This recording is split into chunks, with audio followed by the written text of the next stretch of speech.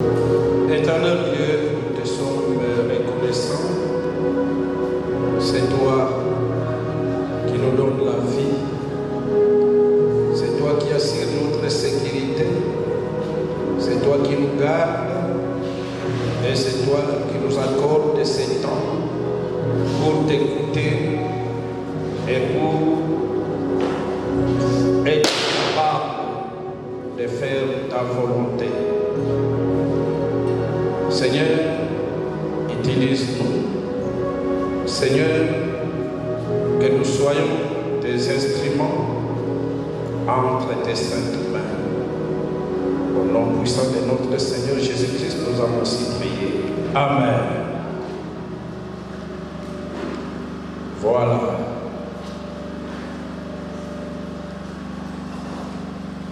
Nayebi ke ba jeune mingi bazana na ba occupation ya mingi. Et notre prière que baya noki parce que tolingo zwa mateya moko ezali na motuya mingi. Mais tokosala effort topesa kuna mwa ntango moke et lelo tokopesaka ntango moke, peut-être prochainement tokokoba. Alors selon entretien nazalaki na yango na président na bino ndenge ayebisaki ngai ke nalobela sur les jeunes dans la vision de l'église Christo, bien les jeunes selon la vision de l'église Christo. Alors, namimona qu'il a l'obligation, il y a qu'on paie sa importance, Iboso, Kolaksabino, la vision de l'église Christo. Et Simon Pokoyeba à partir de la vision place Nine Azoko réservée pour la jeunes et les jeunes, quel rôle va beaucoup jouer dans la vision Oyo Crisco à Zandayako. Alors ce moment na tableau Natchez, nous avons des années 3 V. Alors, V à l'émotion, les années pour la vision, Oyo Nzambe, Azanango pour l'homme, la vision est Dieu pour l'homme. Parce que Vision, Église Christ Azanango, et où tu as vision ensemble, vision pour ensemble, à ça dans mon moto. Et les filles,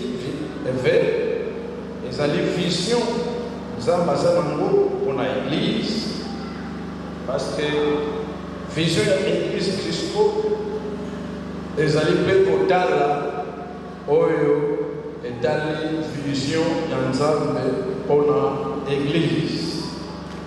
Et les troisième V, ils ont une vision dans l'environnement. Et l'église Christo aussi, la vision a un grand rôle à jouer pour l'environnement. Alors, si tu veux comprendre la vision de Christ, donc, vision pour nous avons vision ça basée sur l'église et vision ça basée sur l'environnement. Amen. Et c'est clair? Alors, aujourd'hui, maintenant, Genèse chapitre 1, verset 26.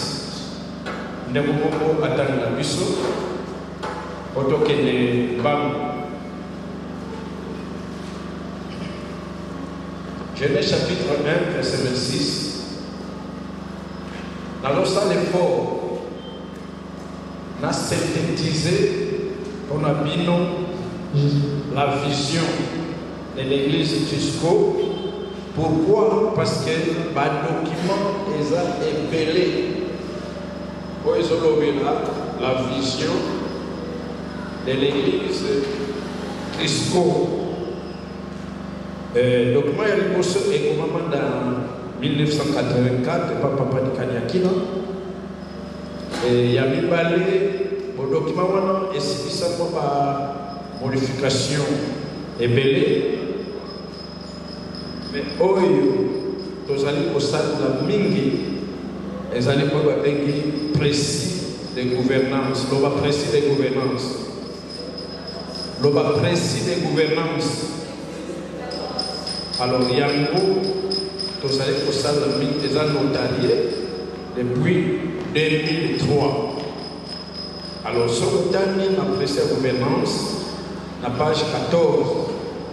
Au moment où la vision, il y a l'église Crisco.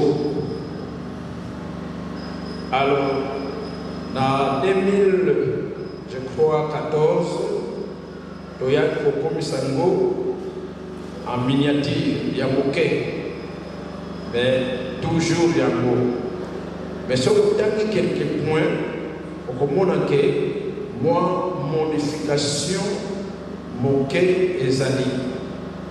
C'est une entre eux et une mission. Moi, moqué, c'est le moqué et zali. Alors, ceux qui ont eu des sous,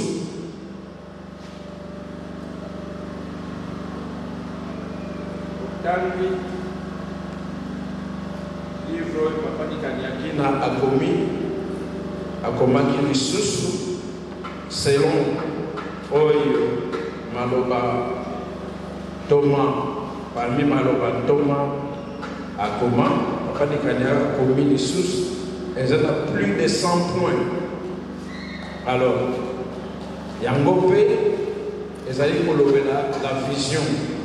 Alors c'est nazui moins de temps na sala effort en tant que Papa Nabino na résumé oyo nyonso ezana ba livre oyo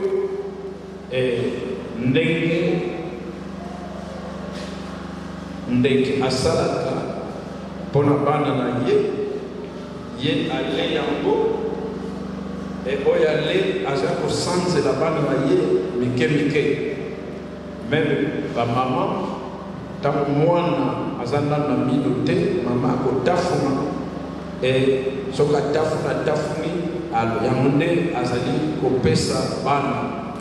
Donc lolenge moko na ba document nyonso toza nango etali vision na suite mike et je vais na résumer bino na mo pousser.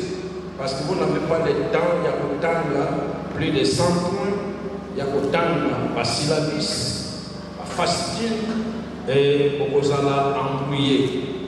Alors, nous avons l'effort, nous avons résumé Bino Yango. Alors, dans la Genèse chapitre 1, verset 26, la vision que nous avons. Lisons dans le livre de Genèse, chapitre 1, verset 26. Puis Dieu dit, faisons-le à notre image, selon notre ressemblance, et qui brille sur le poisson de la mer, sur les oiseaux du ciel, sur le bétail, sur toute la terre et sur tous les reptiles qui rampent sur la terre. Ok, ça c'est la vision de Dieu pour l'homme. Zambalobi, faisons l'homme à notre image, à notre ressemblance et à pessier la mission à Sengeli pour jouer.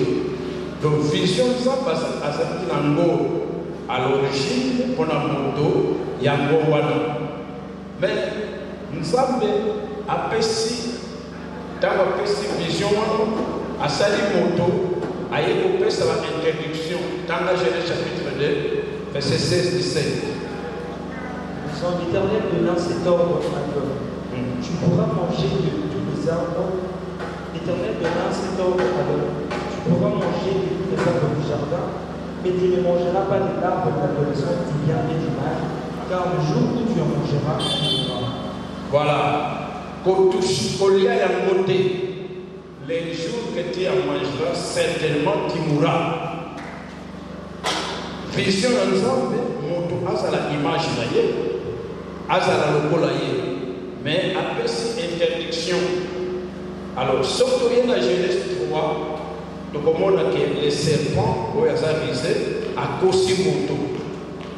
Alors, moto, si le cola a aussi les diables, donc vision où il y a un zambe, et il y a Yishit, l'obachite. Donc, moto, asa sous la vision, il y a un zambe, l'anda bien. Nazo pour résumer, motaza sous la vision, oyo nzambe asalela yete. Et maintenant, lokola motaza sous la vision, oyo nzambe asalela yete, nzambe sikoyo apesi vision na église jusqu'au ya ko restaurer moto na vision oyo nzambe asalela ye. Alléluia. Loba restauration. Le moto azonga na lolenge nzambe asalela ye. Comme nzambe asala moto asala image na ye. Mais lokola moto atosi satana sikoyo shit esalemi. Maintenant l'église disco doit travailler pour restaurer moto na vision oyo nzambe asalela ye. Dans Colossiens 3:10. Colossiens 3:10. Et ayant revêtu l'homme nouveau qui se renouvelle dans la connaissance selon l'image de celui qui l'a. Est-ce que vous voyez? Ok.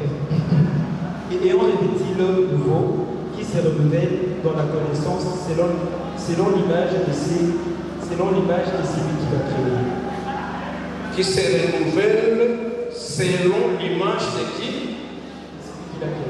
C'est lui qui l'a créé. Donc, à partir maintenant, il y a Yesu. Tant que nous avons Yesu, maintenant, dans nzela na Yesu, nous avons image oyo, akokozonga image oyo nzambe asalela ye. Et c'est clair? C'est clair? Alors, dans 1 Corinthiens 4:4.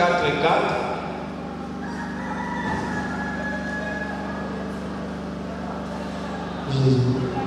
Pour les infertiles dont le Dieu de ce siècle a avec l'intelligence, afin qu'ils ne visent pas briller la splendeur de l'évangile de la gloire de Christ, et qui est l'image de Dieu. Qui est l'image de Dieu. Voilà, Jésus-Christ. Yéle azali image yanzambe. Lokola moto akweya maintenant pona ko zongela relation na biso na nzambe, il faut oyamba Yesu oyo azali image de Dieu créateur. Alléluia. Est-ce que cela là? Est-ce que c'est clair? Alors, quel est Romains 8:29? Romains 8:29, car ce qu'il a commis d'avance, il les a aussi prédestinés à être semblables à l'image de son Fils. Voilà, il les a prédestinés à devenir semblables à l'image de qui? De son Fils. À l'image de qui? De son Fils. Donc, tant nous avons abekiyo, il faut au coma le cola Yesu. Bah, j'ai bon à la bière. Donc, ça là est fort. Au coma le cola nani? Au coma le cola nani? Modèle na yo ezala nani? Référence na yo ezala nani? Donc, c'est un grand travail. Ça là est fort. Au coma le cola Yesu. Donc, tant que nous avons yo, bamona nani? Est-ce que c'est quoi une négociation en tant qu'élégé, dans le temps de la balaba, tant que la mona caillou? Est-ce que vous le baquez, vous avez le yes? Dans le bac, est-ce que vous le baquez le yes? Makamosala, le bol yes. Et même yo, le makadisna yo, aux autres au coma, parfois au monde des réseaux sociaux, n'est à l'ati, n'est qu'à ce sala yo peut yo comme n'est voilà. Donc ça c'est une déviation, mais l'église de Christ, rôle dans un rôle, il fallait travailler sur l'homme pour accompagner le colanani. Donc accompagner le colanani. Est-ce que si tu accompagnes le colanani, il y a encore un grand travail à faire. Quel est Éphésiens 2:16? Éphésiens 2:16, la Bible dit, et de les réconcilier l'un de l'autre en un seul corps avec Dieu par la croix, en détruisant par elle l'iniquité. Donc, yes, aïe, à ce stade de faux, dans le monde, à quoi à sa chic, à réconcilier moto, nanzambe, boyokani et zonga. Unité et zonga entre moto nanzambe. Quel est Colossiens 1:20? Colossiens 1:20, la Bible dit, il a voulu par nous réconcilier avec lui-même, tant ce qui est sur la terre que ce qui est dans le ciel, en faisant la paix par lui, par le sang de sa croix. Voilà, à l'Église, au sein de la réconciliation, na oyo eza na mokili, na mabele, na oyo eza likolo, poete moto a représenté moto alanda Yesu, moto azala lokola Yesu, akoma image ya alanda image oyo ya Yesu.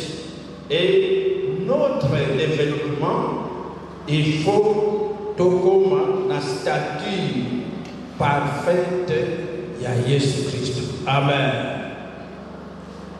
Donc image oyo ezali parfaite, ezali oyo ya Yesu. Donc la vision de Christ pour la moto, il faut restaurer moto intégralement, corps, âme, esprit. N'example à sa moto, na plan na ye, na vision na ye, ou ta émané. Amen. Wana na ndenge o itali ko na zone kambam parce que on a une ambiguïté. Alors, to yesu ko na église. Deuxième fait, Matthieu 16:18.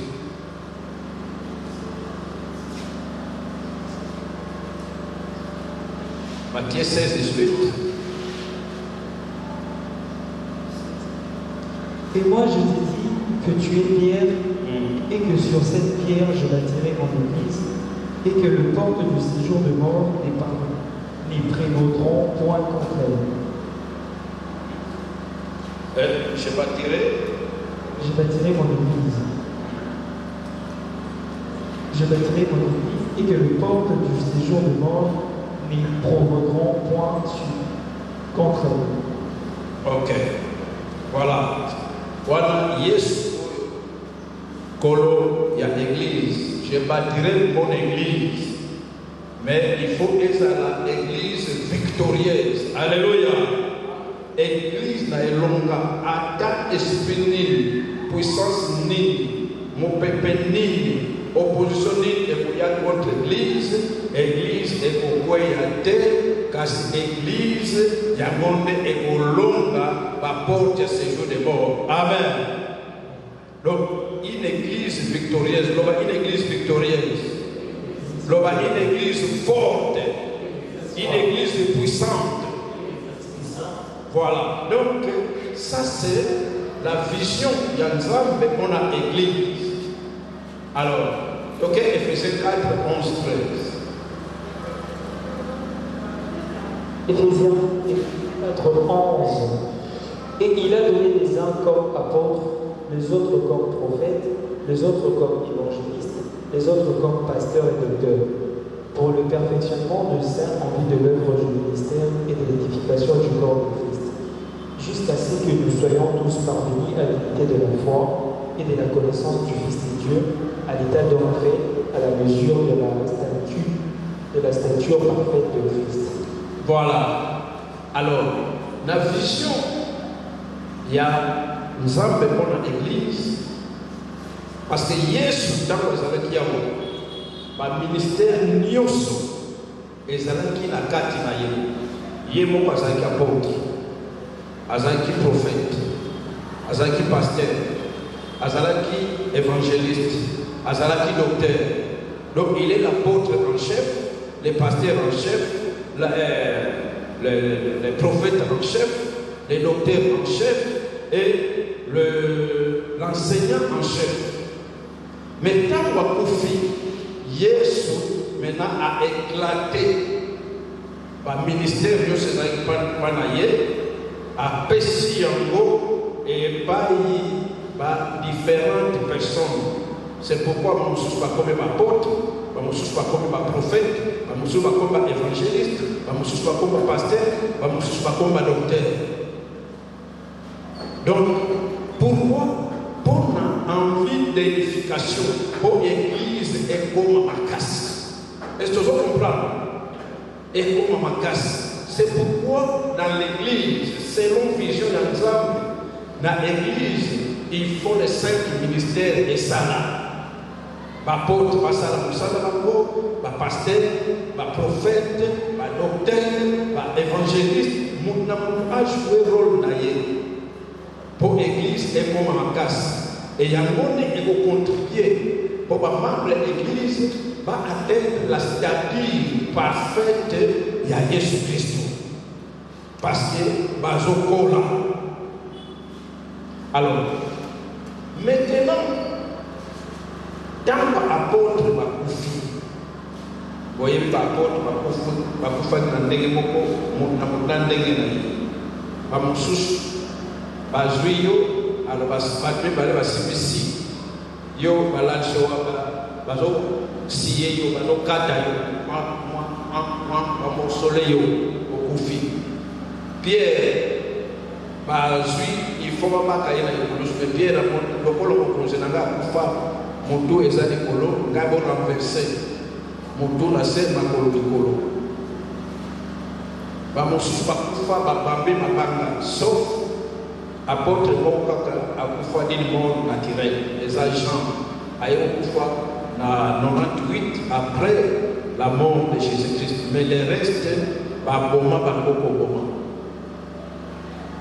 Apôtre. Alors dans l'apôtre basili kufa. Maintenant chute et na l'église, par ministère et koufi et bungi. Parce que persécution est à la camine. Persécution est à la camine. Donc, l'église est sous unité. Alors, chute, il y a l'église et Salemaki.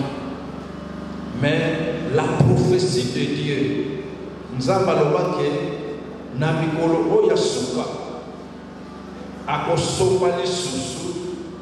Molimo na ye likolo ya bato toute chair bilenge bako prophétiser banamike bako prophétiser bilenge bako mona imonise et bampaka bako zo vision. Alors biso tamotami vers les années 50 60. Donc, ministère Oyo et Bimaki Liboso, c'est le ministère pastoral qui pasteur. Parce que, et comment qui la bamboka, o bambunza, o ba prophète, o bambunza, na Kikongo, et l'école de prophète, Bunza, le prophète, Bambikudi, par exemple, prophète de Wana et Kikongo. Alors, et comment tout le monde a groupe et qui nous dans les qui va missionnaire. Et pas missionnaire, on doit même pas missionnaire, mais tu es validé au pasteur, au docteur, on est les entités. Vers les années 50, 60, les missionnaires, tu vas nous pasteur. Parce que vous voyez pas le catholique, pasteur, mais bango, ils ont sango, au prêtre, au curé, au biso la Bible. Bon, pater mon exalté. Au curé, au pape, au nini, vers les 50, 60, les ministères pastoral et comment qui restaurer. Alléluia. Donc, on y va, pasteur. A toyeba kaka pasteur, le biso toyeba les apôtres nios bakufa et sila. Alors après ministère pastoral, tobani koyeba les sous ministère nini évangéliste. Évangéliste. Alors au commun, par exemple chez les protestants, l'évangéliste a koya aux campagnes, mais campagne en haut dans l'église. Donc, nous avons communiqué, nous avons la campagne, une semaine de campagne, dans l'église. Alors, l'évangéliste a des différences quand on a pasteur dans l'évangéliste, on remonte à l'autre, et puis forme la prière, à ce semble la bonne part. Au moins, un miracle nous salue.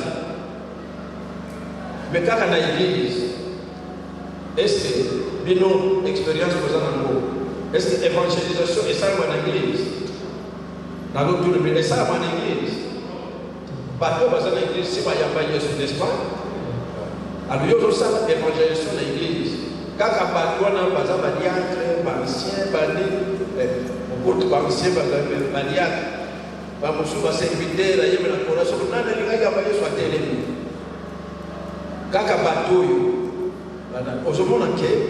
bon, l'évangélisation, qui passe. Après ça, il y a une restauration, il y a un ministère, il y a Nani, il y a prophète. Alors, nous avons un pasteur, nous sommes souvent dans le monde, au monde, à zoter les loba avec les dalles. Nous avons ce qu'on a dit, le ministère des années, à ça, il y a un docteur. La plupart des pasteurs, tellement qu'à Fandamini, à ça, docteur, à ça, pensé la bino liloba, mais bino même avec un pasteur. Mais on a ça, docteur, pasteur, il y a un ministère doctoral. Alors, maintenant, il y a Souka, Oyo, ils allaient restaurer, maintenant, c'est le ministère apostolique, le apostolique. Parce que nous sommes soki au yoko au apôtre. Donc nous sommes farceurs, aventuriers parce que apôtre va koufa. Nous sommes et ça apôtre il y a ascension dans Yesu à Mati et à PC Sikoyo dans Ephésiens 4 on a son c'est lui qui est monté. À même à joie le gola le gola esclave à pécer dans moto où ils allaient ministère il y a un apôtre parce que apôtre d'ascension tant que Jésus a accueilli mais bango va dire comme apôtre donc jusqu'à présent les apôtres existent. Amen. Et puis sur l'église Christo nous avons qui est l'apôtre vivant, c'est l'apôtre Henri Das, apôtre vivant. Mais, Azaya Soukate, apôtre, Bazoya les Soussoumini, prophète, Bakoya, évangéliste, pasteur, docteur.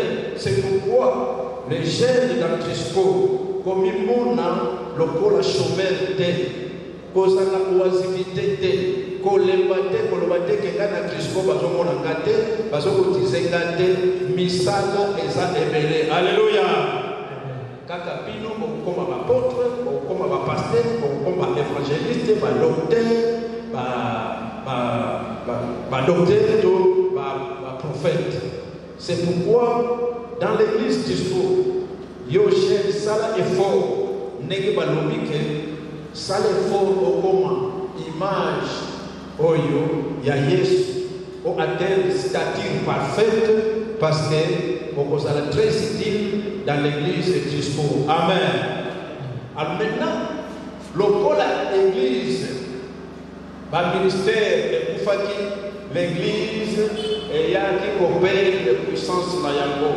Negomona kanzete na elanga, makasa ekwei, nzete tikali ko la tige ya pamba, et metango, mvula ekoya, okomona kaka nzetona, ebani kobota susu, babujon, kobota makasa, lolenge moko na église.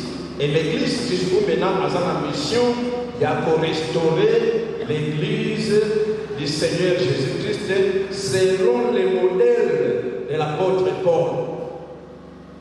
L'apôtre Paul, modèle, c'est enseignement pour il y a modèle. Mais modèle de l'apôtre Paul, dans 5 ministères, les ministères quintuple. Donc, il y a 5 ministères. Auto y est bien très bien. Ministère de l'Osuzanini, il y a les Osuzanini. Nathan aussi vite. Ministère de l'Osuzanini, il y a bien balé. Ok. On a dans les campagnes parce que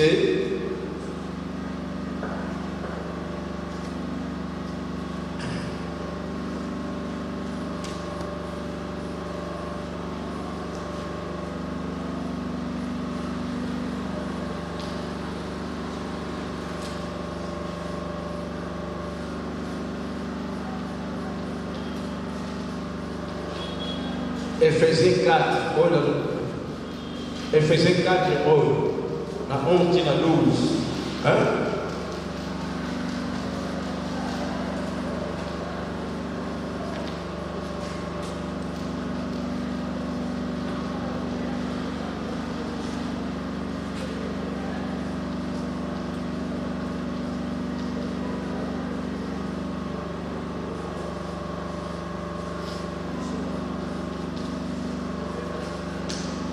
Voici les 5 ministères. Oyo, Ephésiens 4, 11, Azali, pour l'Aksabiso, Oyo Sekeli Kusala Musala, on a l'église et comme Makas. Ndenge Yesu Aloba, dans Matthieu 16, 18, que l'église Oya Kusala, les portes de séjour des morts et Colombe à côté. Donc c'est une église victorieuse, une église puissante. Une église forte. Il y a encore les 4, les 5 ministères, il faut passer ensemble pour contribuer, pour les membres de l'église, pour atteindre la statue parfaite Oyo ya Jésus Christ. Nous avons ça l'effort dans les humains. Alors les 5 ministères des années.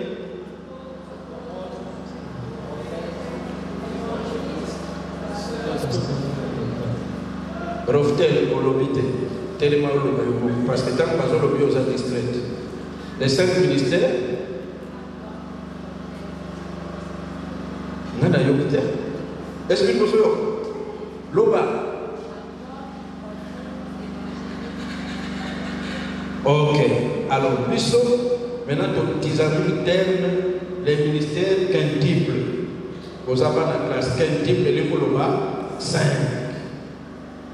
Quintuple. Dans le ministère quintuple, et nous, les 5 ministères Oyo. Alors, maintenant, l'église a un devoir. Il y a pour restaurer l'église selon les modèles de l'apôtre Paul. Donc, les 5 ministères, il faut que ça là. Et l'apôtre Paul Azalaki a continué à causoir. Peut-être Namboka Songolo a tini Muntu. Kende au tient la position, Bakubo, Bamonani, Bazadini, tient la position. Alors, comme ça, l'église, il y a le Nouveau Testament et Salémikouna. L'église est fonctionnelle selon l'église du Nouveau Testament. Et l'église est autonome. Parce qu'elle peut travailler par Momoko. Alors, et cela n'empêche pas que ça cause à partir de la crise, à table autonome, mais ce qu'on y a qui est il faut contribuer pour soutenir Masakuna. C'est pourquoi nous avons le problème de la Est, parce que nous passons dans la guerre. L'église, nous devons nous organiser aussi pour soutenir Mandekouana, selon les églises du Nouveau Testament. Amen. Alors, maintenant, nous devons restaurer l'église. Parce que les grands réveils des Alikoya, nous devons préparer. Nous sommes là, là-bas, beaucoup de et Zakuna. Mais, à la résumé. Voilà concernant l'église. Alors, maintenant concernant l'environnement. Genèse chapitre 2, verset 15. Genèse chapitre 15, la Bible dit: L'Éternel Dieu prit l'homme et le plaça dans le jardin d'Éden pour cultiver et pour le garder. Bien, nous avons tant Salimoto. À juillet, il avait mis où? Il avait mis où? Pour faire quoi? Cultiver et garder. L'anda bien, l'environnement. Nous avons sali à Katia, environnement. Autant là, Romains 8, 19. Aussi la création attendait avec un ardent désir la révélation du Fils de Dieu. Car la création a été soumise à la vanité, non des son gré, mais à cause de celui qui l'a soumise, avec l'espérance qu'elle aussi sera affranchie de la servitude de la corruption pour avoir part à la liberté et la gloire des enfants de Dieu. Alors, na plan ça parce que na yango moto à la image naie, à la ressemblance naie, a dominé les couleurs de l'eau, a pris ses responsabilités. Moto a géré l'environnement. Est-ce que vous comprenez? Moto a géré l'environnement parce qu'on va créer à Tchéyé, Nakati, il y a environnement. Mais Moto Sikoyo, les chefs, les patrons, locaux à Kouéni, à Sadichit, dans l'ensemble, à Bandi, Komodi, dans la Genèse chapitre 3, verset 17, Okoyokake. Malédiction et celui qui n'est pas à mon côté, même l'environnement a été maudit. Il dit alors: puisque tu as écouté la voix de ta femme et que tu as mangé de l'arbre au sujet duquel je t'avais donné cet ordre, tu n'en mangeras point, le sol sera maudit à cause de toi. Le sol sera maudit à cause de toi. Est-ce que le sol est un moto, sol est une église, sol est un environnement? Le sol sera maudit à cause de toi, l'homme. Continuez. C'est ta force et ta peine que tu en tireras ta nourriture tout le jour de ta vie. Voilà. Pour soit l'eau, au éouti n'a ma il faut autoka. Il faut que ça la ligne, au rejoint naïo, mais autoka. Il faut autoka. Continuez. Et s'il y a. Alors, ok. Ah, on dit que l'environnement, moto acheté, moto accueilli, dans l'environnement, va maudire Yango. Tala Sikoyo, la Romaine 19, yoga désir, il y a environnement. Pour ça, il y a environnement. Ok? Au Romains 8, 19, la Bible dit: aussi la création attendait avec un ardent désir la révélation du Fils de Dieu. La création, l'homme à la création. La création. En d'autres termes, l'environnement, l'homme à l'environnement. L'environnement. Ok? Aussi car la création a été soumise à la vanité, non de son gré, mais à cause de celui qui l'a soumise. Environnement, à Salama Soumoute, mais le rôle chef naye à Goya, yépe a commis soumis, na nini, yépe bilakilmabe et yébi. Est-ce que vous comprenez? Donc, l'homme a chuté, l'église est chutée, dans la porte bakoufi, l'environnement, yangopé, dans le monde agoué, yangopé est chuté. Mais l'environnement est aussi là. La révélation, il y a biso bana nzambe. Amen. Délivrance na biso, yangopé et bozala délivré. Soki yo okomi libre, oyebi nzambe malamu, na environnement na yo et bozala délivré. Alléluia. Mais soko zo potana na masumu, na environnement na yo ekobeba. Ezala mboka na bino, soko zaka na masumu, mboka ekobeba. Kaka bino bokubanda kotimulaka magulu, bokundi bakisi, bokubanda kotimulaka magulu, bokukunda bafetis oyo bozolokola na avortement, bokubanda kokundaka batu oyo bozoboma makila. Alors, wana na sino na mokuse les trois parties oyo ya vision. Yango sikoyo l'Église Christ est compagnon, tous allés dans la mission, il y a pour restaurer l'homme dans son intégralité, mon azali corps, âme, esprit. Il faut nous et à la restaurer et comment la statue parfaite il y a Jésus-Christ. Amen. Alors, deuxième paragraphe. Il faut restaurer l'Église selon le modèle de l'apôtre Paul, nous utilisons les 5 ministères. Voilà, nous poussé. Et puis, troisième, c'est la restauration de l'environnement. Environnement, nabiso, et ça l'a restauré. Parce que tant que nous avons à moto, na elanga, awa alobakini Dieu a voulu que moto a gardé yango pe a timula yango pe a cultivé. Alors tant que bazoloba cultivé na terme hébreu so balobi cultivé et l'ikoloba développé. Est-ce que vous comprenez? Donc Dieu a voulu que Moto a développé l'environnement allié. Moto, vous avez l'image ensemble, aux ans de mission, aux ans de devoir, il y a pour développer l'environnement allié. Il y a pour acheter Moto dans le jardin pour cultiver et garder. Voilà, on a synthétisé la vision, il y a Christ. Alors, maintenant, pour on appelle ça sous les commentaires dans l'image. Alors, les plans originels pour l'homme, c'est être l'image de Dieu.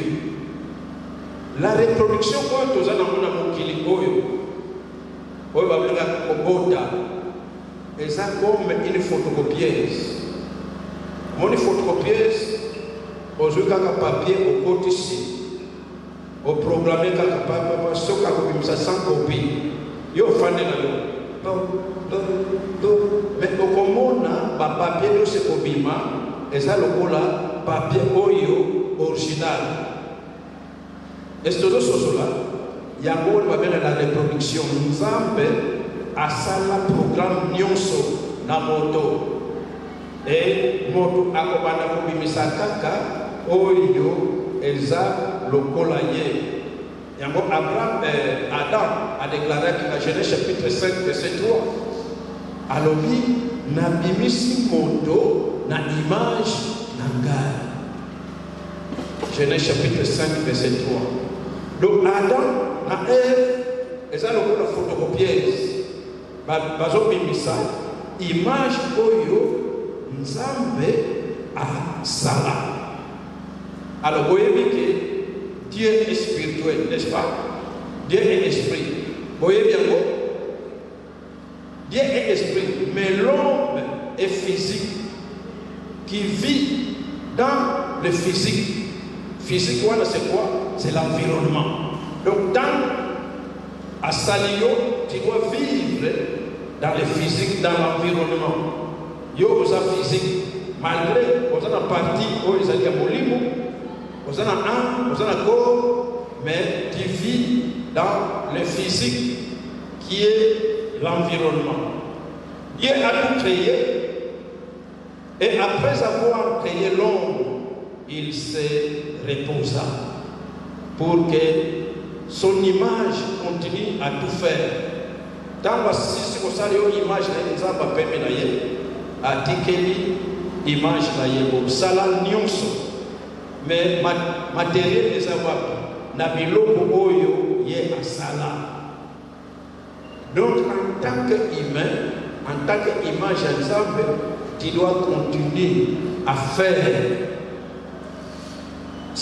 pour sala, pour développer l'environnement, pour utiliser biloko oyo Nzambe asala. Amen. Est-ce que vous comprenez?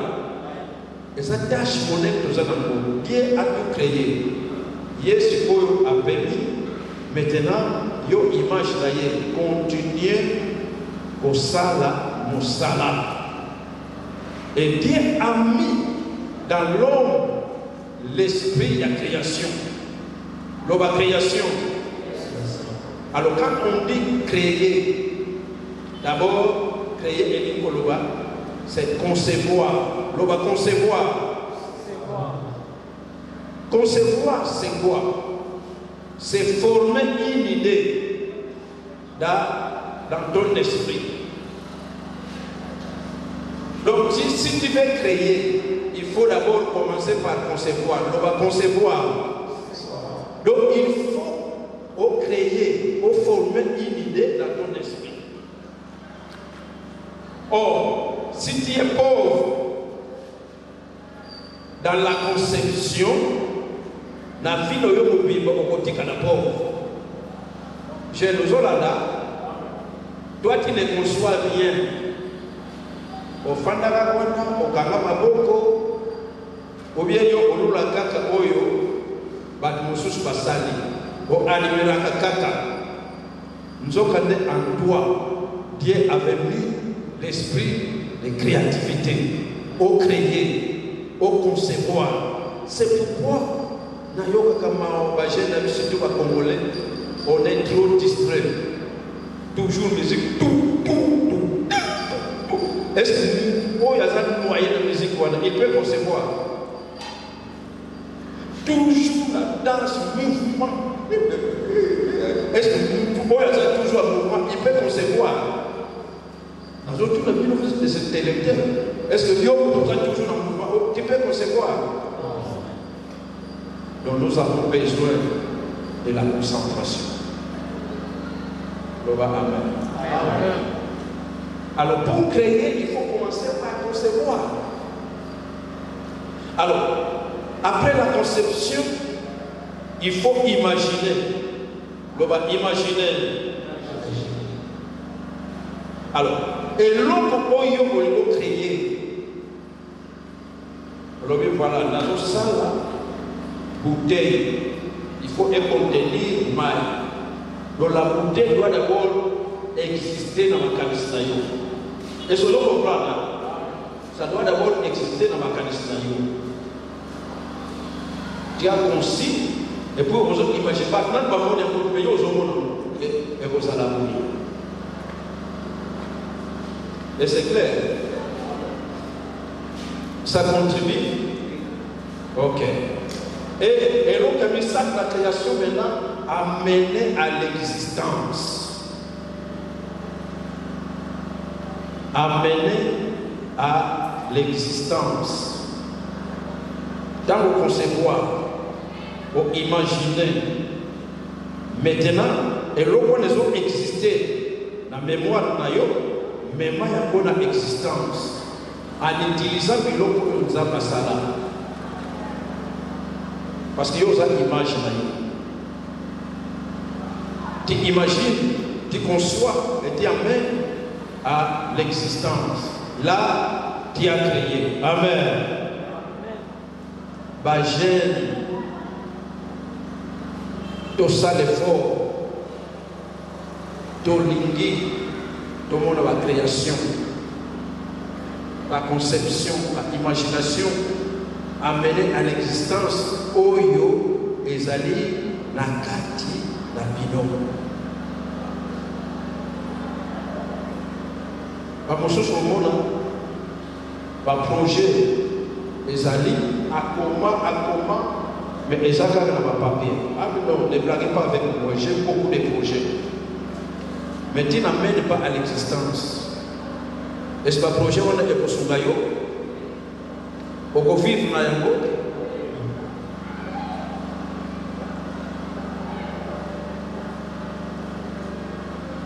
Le projet on a dans ça l'effort, mais ma yango na existence. Donc c'est un grand travail. Oyo toza na yango. Pas de conception. Pour la pauvreté. Est-ce que vous êtes d'accord avec ça? Vous comprenez d'abord. Si tu ne conçois rien, on va pauvre. On va dépendre de la banque. On va la coloniser et pas évacuer le sous. Alors, image pour tous les blancs, et que c'est la statue. Montant tous les blancs, batali statue à Kassabou, vraiment. Donc, économie la sanité, mais pendant Akata Sali, il y a beaucoup pour planter sanité. Il faut pas nous sous. Est-ce que nous avons statue? Et ça, image, mais ça, statue. Et que c'est la photo. Vous voyez les photos? Ceux qui vont caminer une photo, vous avez une femme. Vie n'a pas de vous avez une femme. Jamais au monde que photo est élevée, non, cette fois-ci, la télé. Photo, tu as la photo. Est-ce que vous avez là? Donc, image, c'est différent silhouette. Mon silhouette langage. Silhouette, la forme, mais couleur des antennes. Si on a une silhouette, il y a vert, il y a rouge, il y a jaune. À ta ou là, tu peux la mettre dans une silhouette à Koulaksa. Image, tout ça, et que c'est dit, la image pour la télévision. Mon image à télévision, soit au bateau d'Aksa, et les cas, quand on est dans la qui ou bien bateau Tchaboé. Mais quand on est sur le Gaboka, mais image on toujours la awa et que c'est là ma image on. Et ça image oyo et ça la volonté, la volonté. Donc image ensemble, mais il y a beaucoup d'image et ça la volonté. Donc tant que toujours on va chaque oyo, mon temps à quoi et l'ikolobanini, moto azali volonté naie et autres ça les sous volonté ensemble mais à aussi volonté de Satan, c'est ça la chute. Mais pour image oyo nzamba lingi oyo tokoma lokolo ya Yesu image wana azali image oyo eza na volonté Yesu donc azali image parfaite ya Nzambe parce que Jésus ne faisait que la volonté de Dieu. Amen. Vraie image. Alors ça la volonté ensemble. Père à sa koloba. Soki nazo sala ou yangaite, mais nazo sala on a beaucoup sa volonté ensemble. Père lui, ce n'est pas ma volonté, mais c'est la volonté du Père. Vraie image. Ya Nzambe et les koloba. Image oyo, yo image ensemble, volonté na yo, tant ensemble à émettre volonté na ye, image oyo, image oyo na volonté où ils ont une image et capter volonté ensemble, peut évader pour ça la volonté ensemble. La vraie image de Dieu fait la volonté de Dieu. Amen. C'est ça qui fait la différence. Dans Batoyo, Bazolanda, la stature parfaite. Il y a Yes, Ephésiens 4, où il va dire la stature parfaite. Il y a Yes, Bazoluka, donc Bazosa la volonté ensemble. Et vous avez la grâce parce que vous êtes encore jeune. Sauf qui pendant les lots, au bandit, volonté d'ailleurs, et bandit pour toute sa volonté ensemble, yo comme image, statue parfaite de Jésus-Christ. Amen. Au côté comme qu'il oyo dès sans que vous salez de cam, na mukili oyo au récit, na mukili oyo tu deviendras puissant. Tu deviendras fameux dans mon kili oyo parce que comme stature parfaite de Jésus-Christ. Alors, oyo dans mon lit, dans Matthieu 7, 21, ce n'est pas tout celui qui dit Seigneur, Seigneur, oyo akokota na bokonzi.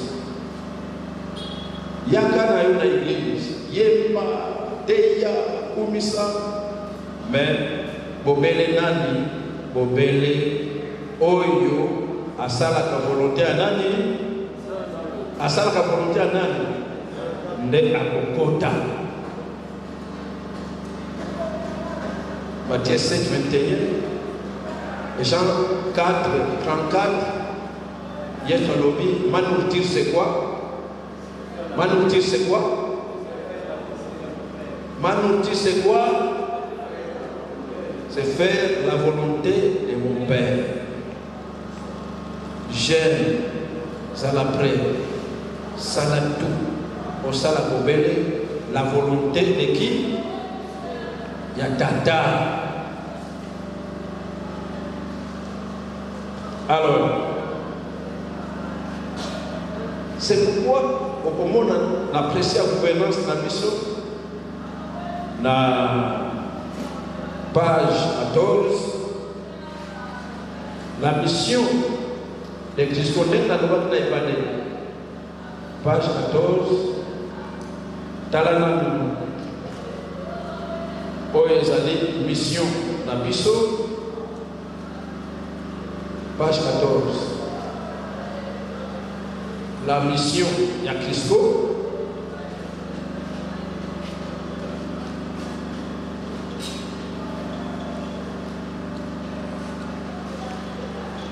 Donc, au monde entier, notre vision est allée à Konato et le Tangaka Katara, la voie. Tala la mission. Mission, c'est faire la volonté de Dieu et satisfaire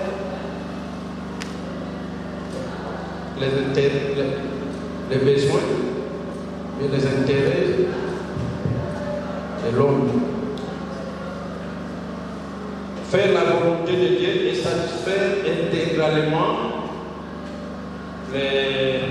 les besoins de l'être humain. Ça, c'est notre mission. Faire la volonté de Dieu et satisfaire intégralement les besoins de l'être humain.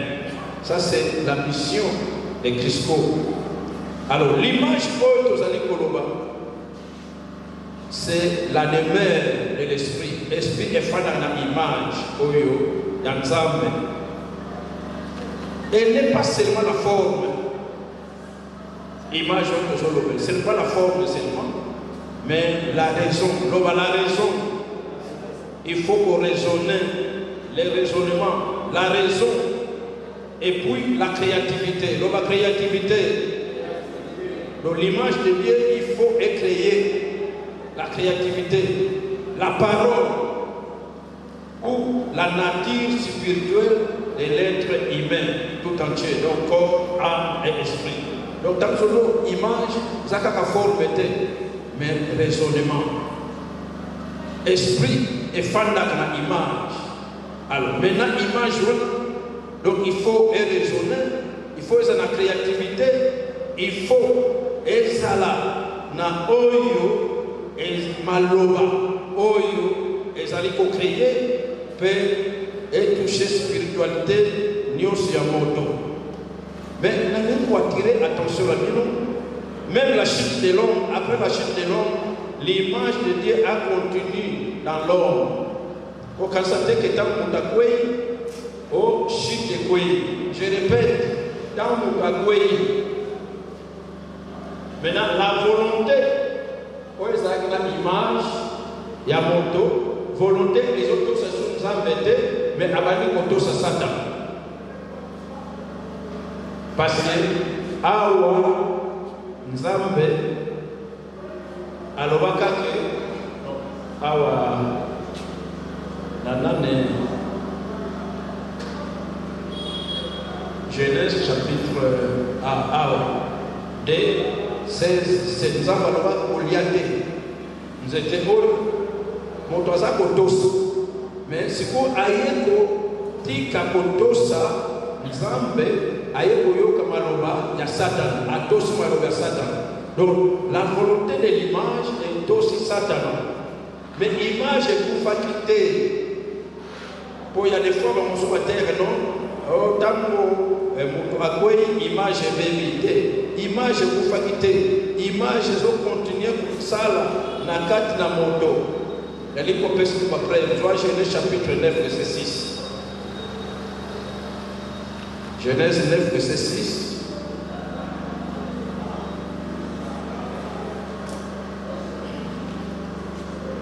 Genèse 9, verset 6. Elohim.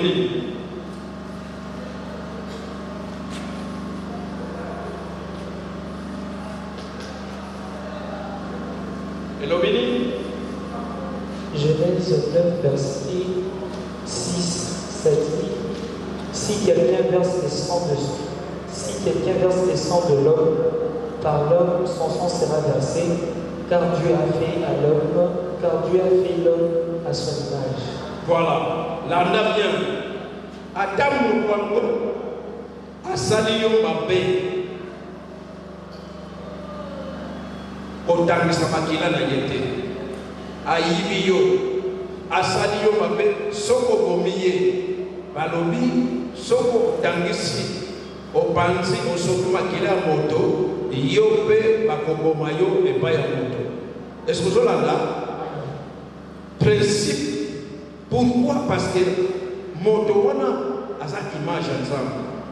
Adam Zapiye, a sa Koulouna, mais l'image ensemble va continuer. Est-ce que vous avez là? Le bâtiment pour un yé, n'a y a des moutons, Tikana Bomaye. Soko Bomi Moutamassou, Yope Bakobomayo. Est-ce que vous avez là? Alors, je pense que n'est-ce pas congolais, tant que nous sommes bien. Par passage de Kola Oyo, et pour ça, l'argument monnaie pour la mission, nous sommes yo loba, ce qui nous a sauvé Makila Moutou. Yébe Bakousok, Makila n'est pas à Moutou. Quand ça n'a pas Moutoyer à Gomi, Moutourabino, c'est comme pour ça la guerre, ensemble, pour le monde n'est pas au mission. Yo loba, ce qui a Gomi, à sauver Makila. Yépe, Bakosopa, Makila n'est pas à nous. Tu as une disposition dans le Sopa parce qu'il y a Sopa. Est-ce que vous avez là? Et ça, argument, la prière, Seigneur, Bazo Sopa Makila. Ngana Zana Pindokuta, Tani Banga Kaka Lancier, Tamna Mouwa, pour la Tika Makila n'est Sopa. Nzamba Kusaka. Amen. Parce que c'est un principe, n'est-ce pas? Attends, le monde qui n'est pas pour. Parce que déjà commis la infraction par ensemble. Parce que la Bible parle de l'évangile du sang. Sauf que Makila, Il faut venger les sables comme le pouvoir du colon. Donc, préfaisons la traquer. Adam Moto, Azam Namasou, mais image de continuer. Pour toucher l'été, parce que ça image en ça. Amen. Quel est dans Jacques 3, 9? La même bouche, tous ont pas là, bateau, et quand la même bouche, tous ont pour dire l'homme créé à l'image de Dieu. Adam Moto, quoi, ça y est, comment dire, il était. Amen. Comment dire, il était? Parce qu'il est créé à l'image de Dieu.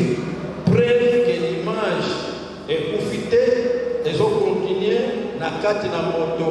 Alors yo sala keba. Alors bien aimé, na lingi na kota mokenete na mwa mosindo. Bien aimé, c'est pourquoi vous avez na mokili oyo. Na mokili oyo makamutani création invention ezali exclusivité ya ba chrétien kaka te koloba te ke kaka biso lokolo toyebi nzambe biso toyebi yesu biso nde tozokoinvente biso te na bapagan bazokoinvente esilokota Bapagan va se inventer. Pourquoi? Et pourtant, parce que tous na bango sans bêter. Parce que ça la volonté sans bêter. Mais basali pour inventer. Pourquoi? Parce que les images ensemble. Et puis, à l'intérieur, na kati na bango, c'est l'esprit. N'est-ce pas? Est-ce que l'esprit kati na bango, to bazana esprit. Basana esprit quand la bango. Biso, pas chrétien, nous ne voulons pas créer, nous ne voulons pas inventer. Au lieu de l'église, Moutunios na biso batata, na bakoko, na bana, na bino bachel, tozowe la nini, rapa shaka na baba. Wanande, okomi iti. Moutou mon côté, azo songer que tika na concevoir, na imaginer, na même na existence. Tant que à l'église, biso nyonso, tolingi to parler kaka langue. Tika na yebisi no vérité. Soki toye biso nyonso to parler kaka langue, après ça to beaucoup fanzala. Lokuta? To parler en langue, tant que sisi, to ke kuluka misala, et pas ya bato se na bango te. Alors, tant que nous avons posé ma condition avant au sala awa, il faut remplir condition oyo. Autant la sima pasteur azate, ancien azate, bata église batika comme ça, on sali côté na rejoint pour ça la terre. Au pays na mutam. Pourquoi? Parce que tu ne veux pas créer. Et pourtant, en toi, Dieu a mis l'esprit de la création. La créativité, tu ne fais pas créer. Ok, alors, Jésus a regretté dans Luc chapitre 16, verset 8. Luc 16, 8 et l'obéni. Jésus a dit, les enfants de ce siècle, donc les enfants de ce monde, ils sont plus prudents, plus habiles que les soldats de Yamba Yesu. Yesu azolo bana ya mokili oyo baza très habile, baza très prudent koleka bato oyo bayambi Yesu. Pourquoi? Biso soki toye na église tozozela biloko nyonso et descendre du ciel. Azali Jova Jireh akopouvoir na nyonso. Tala soko zeli ba dollar de utra nikolo eya ekokita te.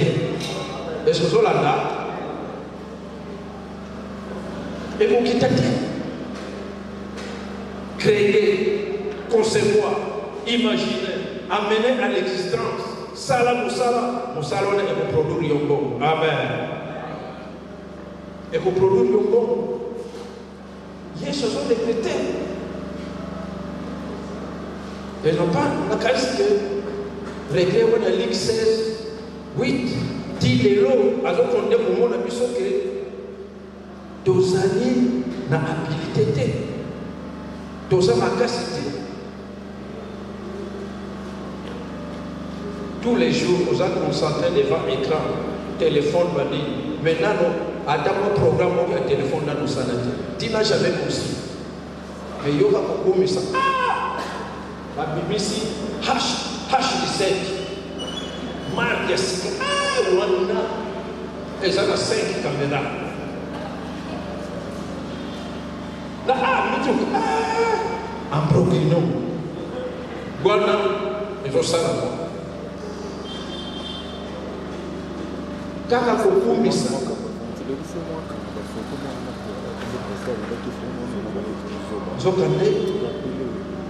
Sinon, si nous commençons à créer, Batiamokil va vous l'en mission. Besoin de matériel. Quand on est aux awana, sauf concevoir, ou imaginer, ou amener dans l'existence pour créer, Batiamokil va vous l'en. Amen. Tu as des exemples. Voyez bien. Système où il y a gouvernement, où il y a la démocratie. Il y a la démocratie, n'est-ce pas? Il y a la démocratie et où tu vois dans l'église. Vous voyez bien mon terme? Et où tu es dans l'église, et ça dit Calvin. Calvin, où vous voyez bien Martin Luther, Calvin, dans l'histoire de l'église, Calvin n'a pas presbytérien. Américain, organisation de l'église.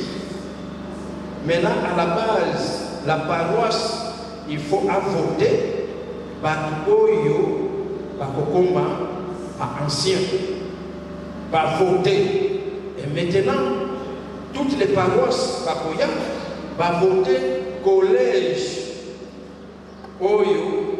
Et comme ça là, collège, colloque, où il va se représenter la paroisse de Dieu. Après ça, va voter synode. Après ça, va voter où il s'agit le synode provincial et va comme synode national. La église presbytérienne. Donc, il va dire dans 5. On va voter par les représentants de la banque. Par les représentants, va voter par l'échelon supérieur. On va voter l'échelon supérieur, va voter et ainsi de suite. Et il faut contredire maintenant, les amis gouvernement descendant, il y a catholique. Parce que les catholiques, il n'y a pas archevêque. Et comme un évêque, et comme un curé, et comme ceux qui n'ont pas Bango, Bakobandalikolo et Kiti. Mais les protestants, il y a un mouvement Oyo, les alliés ascendants, et Mandinase, et Zomata. Organisation, inspiration, la Exode 18, Oyo, conseil à Gétro, Exode 18. Tant que j'ai trop akutaki bokilo na Moïse azosala mosala na Fatim na kolemba soko bana verset 21 na 23 okomona Exode 18 j'ai toi l'obéité organiser bango chercher les hommes intègres oyo baza na bonne réputation bantu oyo bazali na caractère ya malamu charger bango les chefs de 10 les 50, les 100, décentralisation. L'homme décentralisation. J'ai trop, et je trouve dans Zoloba, Azanaye, prêtre Yanzam, mais prêtre Yamadian. Pour la collection, l'image, même dans la Oyo, Baza, ma chrétienté, mais l'image continue à fonctionner. Moïse, Oyakuta la grande Zam, mais Ayoki conseil, il y a prêtre et Madian. Les systèmes, l'organisation.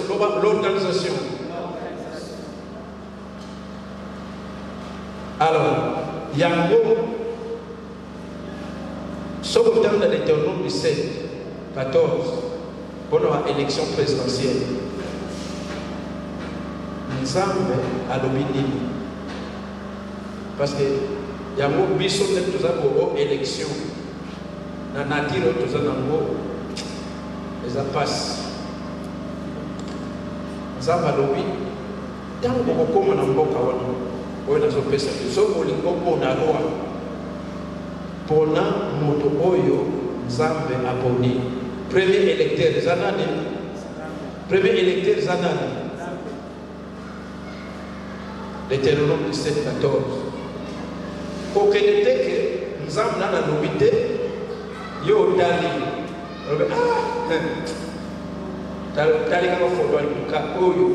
For mon le vrai président, il est abonné. Alors, abonné. Pour nous, nous avons abonné. Pour ceux qui ont élection, il faut qu'on ait abonné. Alors, tâche de Dieu, c'est pour ça l'année. Pour ça l'année, il faut qu'on s'amène. Nous avons l'ingé. Pour l'accent nani oyo boni parce que yonde aux premier électeur juste pour l'andaka Deutéronome 17, 14. Alors maintenant quand on va presbytérien va salir n'engouano ce sont les presbytériens américains n'est pas influencé qui gouvernement d'Amango va adopter système wana va sauver la démocratie. Il faut qu'on bande la base, qu'on bande chaque échelon qui est dans le polo. Et il y a beaucoup de choses sur le lot de commander. Oh, dans l'église, pendant que vous votez, les chrétiens remplis du Saint-Esprit.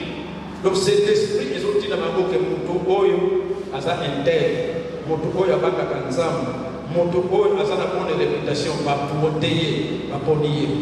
Mais le système de démocratie, c'est quoi Banganga, féticheur, magicien, les gens qui sont corrompus, Bangonde va voter.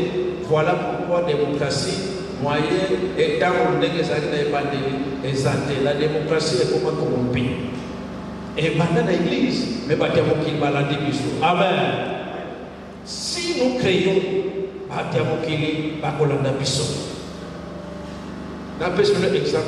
le capitalisme. Capitalisme, c'est l'église qui a commencé. Mon église catholique, en 1545, catholique a interdit Banque Lambert, prêt avec intérêt.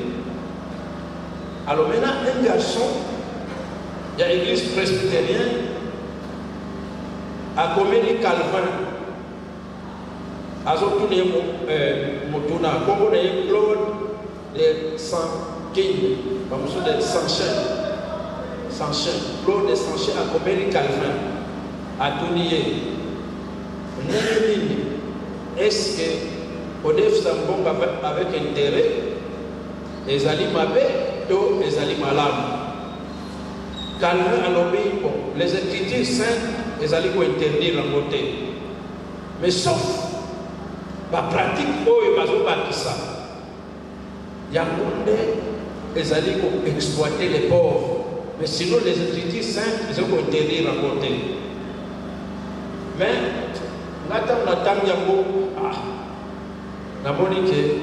on a contre réponse de Calvin. Parce qu'au temps de la puissance 15, dans verset 5, on a un lobby. Il y a au temps de la puissance 5, 15, verset 5. Oui, je sais que dans un contre réponse à Calvin.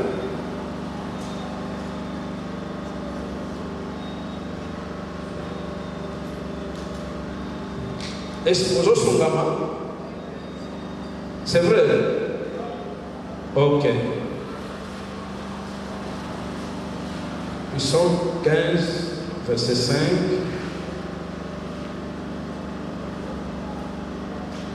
wana bazolobe nani oyo akofanda na esika bosantu na nzambe ndenge asengeli kozala. Alors verset 5 balobi, il n'exige point d'intérêt de son argent et il n'accepte point de dons contre l'innocent. C'est lui qui s'est conduit ainsi ne chancelle jamais de tout, ne chancelle jamais. Bible ezali kopekisa odefsa bongo na yo avec intérêt. Mais na kasi calme atangaki wana te. Ya permettre. Alors, ya mibale so kena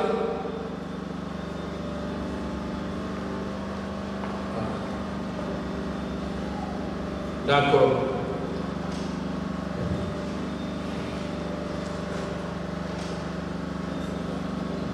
Ok, la ligne.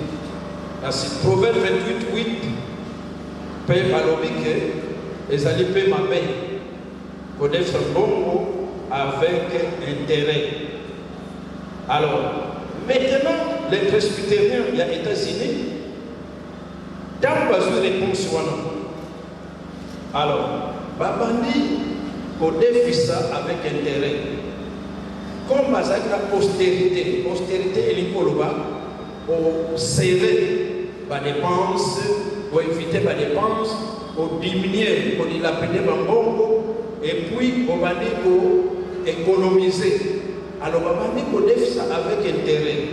Comme il y a une postérité, on va dire qu'on est riche, on va dire qu'on s'enrichit. Et c'est ça le début du capitalisme. Et bien, nous dans l'église, et bien, qu'est-ce que je veux dire par là? Si nous créons alléluia. Tout ça, résistance, au lieu de mais tika de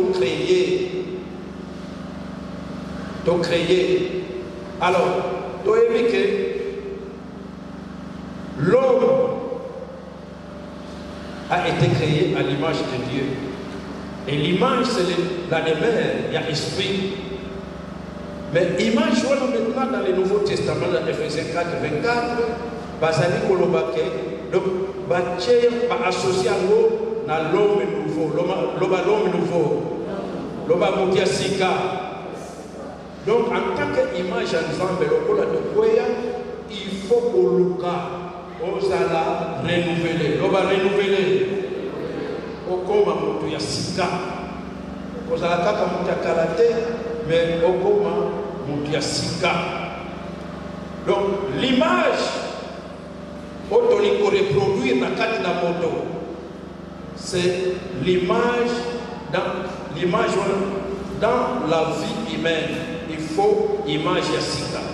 Et puis dans la communauté ecclésiastique, il faut et comme donc dans l'homme, dans l'église, il faut tout ça effort. Église est comme à restaurer. Mon a comme à église est comme à environnement est comme à alléluia.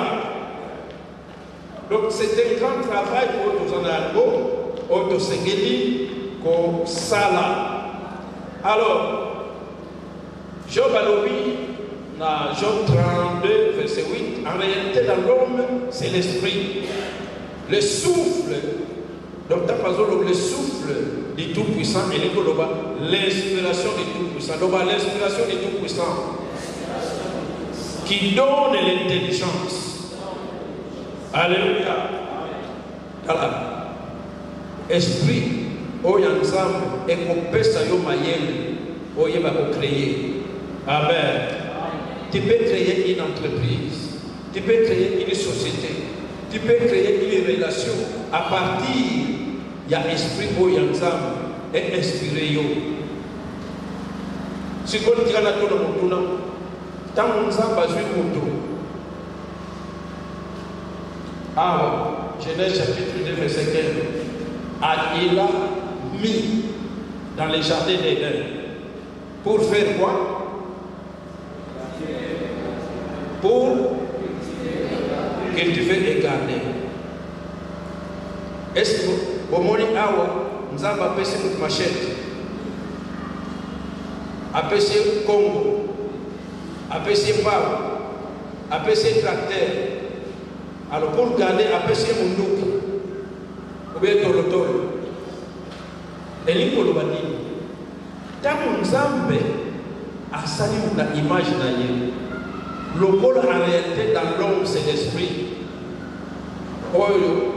Le souffle qui inspire, ils ont passé Mayem. Esprit oyo Nzambe Tchakati na yo, et qu'on peut ça yo Mayem, au transformer environnement, au kokisa vision na yo. Alléluia. Est-ce que vous comprenez? Parce que nous avons un projet, mais nous avons un monté. Nous avons un matériel. Nous avons l'esprit de créer matériel. Amen. Créer matériel. Yo c'est la caca, les Chinois sont passés. Yo va dire ça. Esprit de Nzambe za kaka Chine. Ah, esprit de Nzambe za terre. La carte yo esprit de Nzambe za terre. Le moment est venu qui a tout révolutionné Makambo. Amen. Nous devons arriver à créer. Ni le part de monde qui ça va passer pas Adam et pas Ève. Esprit a déjà pas nayo et qu'on peut se mailler pour transformer l'environnement nayo. Amen. En attendant au coup. Parce que nous avons toujours que nous pouvons, n'est-ce pas? Oui. Olingo salate ke oyena mokili oyo oleki ka lokola milinga omoni milinga soko bimia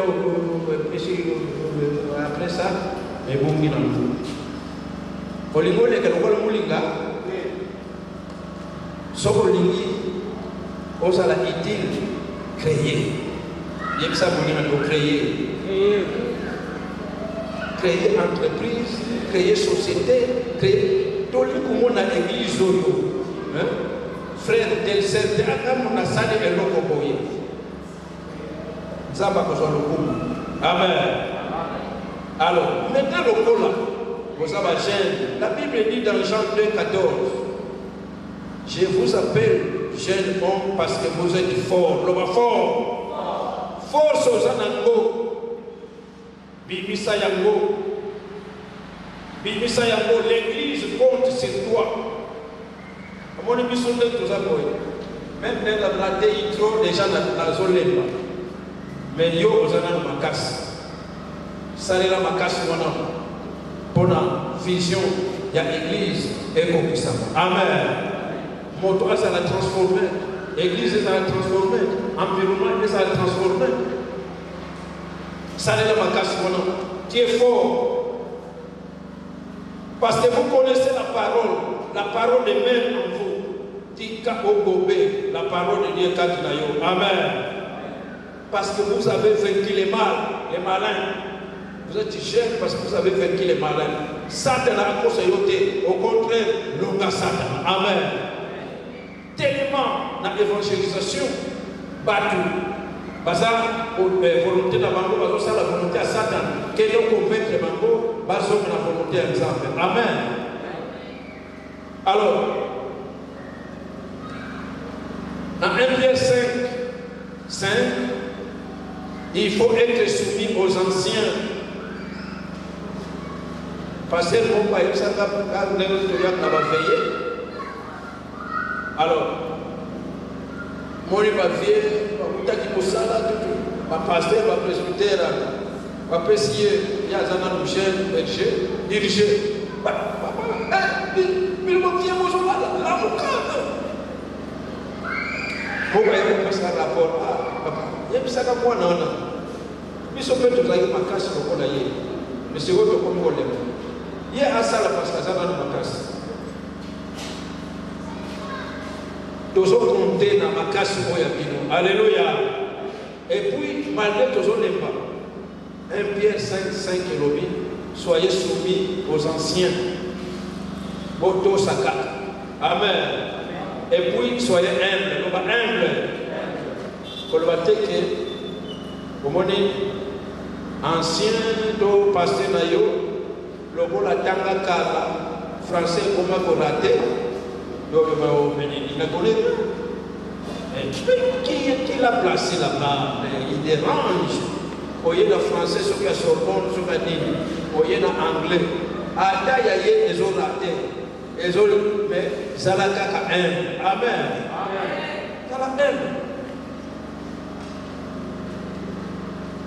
Et 2 Timothée 2, 22.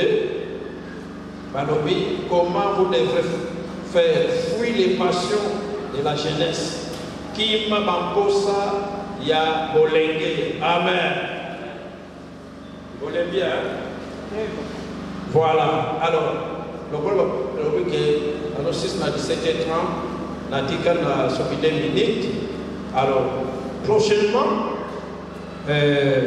toujours dans le cadre où il y a créativité, prochainement, nous avons savoir comment créer l'industrie selon la Bible. Pour ça, l'industrie selon la parole de Dieu. Amen. Est-ce que vous êtes là? Et pour nous accompagner ça, l'école de la fourmi. L'école de la fourmi. Et ça, l'université moderne. L'école de la fourmi. Dans la Bible. Nous accompagnons ça, et puis, les 2 infaillibles lois des affaires. Les 2 infaillibles lois des affaires. Nous accompagnons ça, Yango. Et puis, le travail et la multiplicante de la bénédiction. On a la formule. Comment au coquille, au salve la richesse, selon la parole de Dieu, sans que volonté n'a et tout ça, Satan. Tika papa pour la mission.